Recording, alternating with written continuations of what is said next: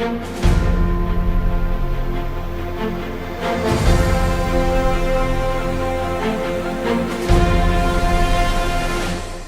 Updates.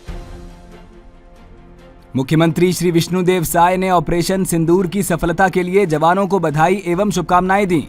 CM Sai ने कहा, पहलगाम में हुए आतंकी हमले का हमारी सेना ने दिया करारा जवाब। सीएम साय ने हाई स्कूल और हायर सेकेंडरी परीक्षाओं के परिणाम किए जारी, सफल अभ्यर्थियों को दी बधाई और शुभकामनाएं। आईआईटी भिलाई सहित देश के 5 आईआईटी के शैक्षणिक और अवसंरचना क्षमता के विस्तार को केंद्रीय कैबिनेट से मिली मंजूरी। मुख्यमंत्री श्री साय ने वक्फ सुधार जनजागरण कार्यक्रम को किया संबोधित। सीएम साय ने कहा कि मुस्लिम समाज के हित में है वक्फ संशोधन कानून। खबरें विस्तार से। भारतीय वायुसेना ने एक बार फिर अपने अदम्य शौर्य और देशभक्ति का परिचय देते हुए पाकिस्तान की धरती पर आतंकवाद के खिलाफ निर्णायक एयर स्ट्राइक को अंजाम दिया है। भारतीय सशस्त्र बलों ने ऑपरेशन सिंदूर के तहत आतंकवादियों के 9 ठिकानों पर सटीक और प्रभावी एयर स्ट्राइक कर पहलगाम के शहीदों को सच्ची श्रद्धांजलि दी है। मुख्यमंत्री श्री विष्णुदेव साय ने ऑपरेशन सिंदूर की सफलता के लिए जवानों को बधाई एवं शुभकामनाएं दी। हमारे देश के यशस्वी प्रधानमंत्री जी को धन्यवाद देना चाहेंगे, हमारे देश के सशस्त्र जवानों को धन्यवाद देना चाहेंगे। ऑपरेशन सिंदूर बहुत सफल रहा। जिस तरह से पहलगाम में आतंकवादियों ने निहत्थे और निर्दोष लोगों के ऊपर गोली चलाकर उनकी हत्या की थी, ये जघन्य अपराध था और इसका बदला लिया गया है। मुख्यमंत्री श्री विष्णुदेव साय ने आज मंत्रालय महानदी भवन में छत्तीसगढ़ माध्यमिक शिक्षा मंडल द्वारा आयोजित हाई स्कूल एवं हायर सेकेंडरी परीक्षाओं का परिणाम जारी किया। मुख्यमंत्री श्री साय ने सभी सफल विद्यार्थियों के उज्जवल भविष्य की कामना करते हुए उनके परिजनों और गुरुजनों को भी बधाई और शुभकामनाएं दी।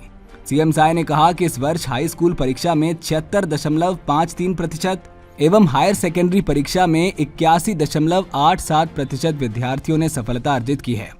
दूरस्थ अंचलों के विद्यार्थियों ने भी प्रावीण्य सूची में स्थान बनाया है, जो प्रदेश की शैक्षणिक गुणवत्ता और विद्यार्थियों की प्रतिभा का परिचायक है। मुख्यमंत्री श्री साय ने परीक्षा में किसी कारणवश अनुत्तीर्ण रह जाने वाले विद्यार्थियों को अगली परीक्षा के लिए फिर से दोगुने उत्साह के साथ तैयारी करने की समझाइश दी है।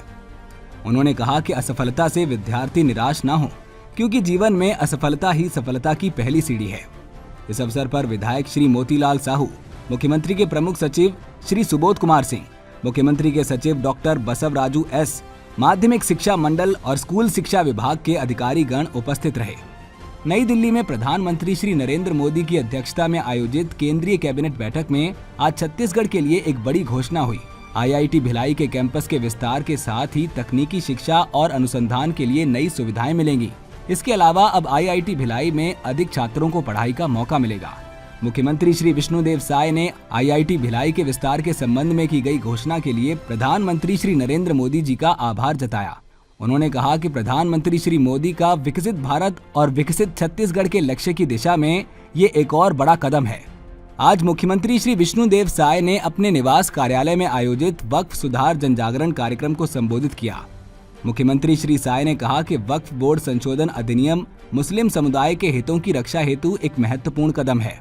उन्होंने कहा कि वक्फ बोर्ड का गठन बहुत ही पुनीत उद्देश्य के साथ किया गया था, ताकि मुस्लिम समाज, विशेषकर गरीब वर्ग और पसमादा मुसलमानों को इसका लाभ मिल सके। लेकिन विगत वर्षों में कुछ रसूखदार लोगों ने इस कानून का लाभ उठाकर अपना स्वार्थ सिद्ध किया, जिससे गरीब मुसलमान अपने अधिकारों से वंचित रह गए। यशस्वी प्रधानमंत्री श्री नरेंद्र मोदी जी 140 करोड़ देशवासियों को अपना परिवार मानते हैं।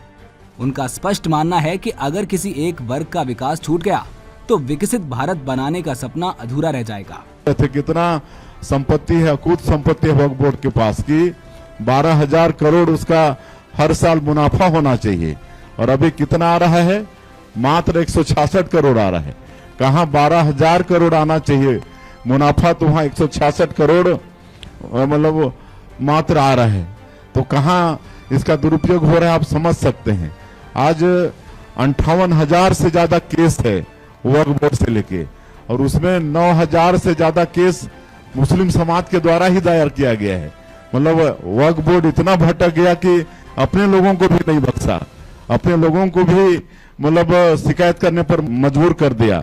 तो ऐसा ये वक्फ बोर्ड भटक गया था रास्ते से, और ये संशोधन ये बिल लाना बहुत जरूरी था और इससे मुस्लिम समाज का भला होगा। मुस्लिम समाज के जो निचले तबके के लोग हैं, गरीब लोग हैं, पसमानदा मुस्लिम हैं, महिलाएं हैं, सब का जरूरत इसमें पूरा होगा। और इसके लिए तो माननीय प्रधानमंत्री जी को धन्यवाद भी देना चाहिए कि उन्होंने मतलब ऐसा साहस करके संशोधन बिल लाया है। तो आप सबसे मेरा आग्रह होगा, आप पूरे प्रदेश से समाज के प्रमुख लोग आए हैं। वैसे तो हमारे प्रदेश में ज्यादा ये सब समस्या नहीं है, फिर भी कहीं भी थोड़ा भी वक्फ बोर्ड संशोधन अधिनियम के विषय में गलतफहमी किसी को नहीं रहे समाज में। ये सब आप सब लोग वास्तविकता बताएंगे अपने समाज में। यही आग्रह करने के लिए आज आप लोगों को कष्ट दी थी, आप लोगों को यहाँ पर बुलाए थे। सीएम साय ने कहा कि वक्फ संशोधन कानून मुस्लिम समाज के खिलाफ नहीं बल्कि उनके हित में है। हम सभी का सम्मिलित प्रयास और उद्देश्य होना चाहिए कि वक्फ कानून को लेकर समाज में किसी प्रकार का भ्रम ना फैले। सभी को वास्तविकता को समझना चाहिए और दूसरों को भी इसकी जानकारी देनी चाहिए। वक्फ संशोधन कानून को लेकर देश भर में जन जागरण अभियान चलाया जा रहा है। इस अवसर पर कैबिनेट मंत्री श्री राम विचार नेताम, प्रदेश अध्यक्ष एवं विधायक श्री किरण देव, वक्फ बोर्ड के चेयरमैन डॉक्टर सलीम राज, आदिम जाति एवं अनुसूचित जाति विकास विभाग के प्रमुख सचिव श्री सोनमणि बोरा, वक्फ बोर्ड के सीईओ डॉक्टर SF फारूकी एवं मुस्लिम समाज के अनेक प्रबुद्ध जन उपस्थित थे। सीएम अपडेट्स में आज के लिए इतना ही। कल फिर मिलेंगे नई अपडेट्स के साथ। जय हिंद, जय छत्तीसगढ़।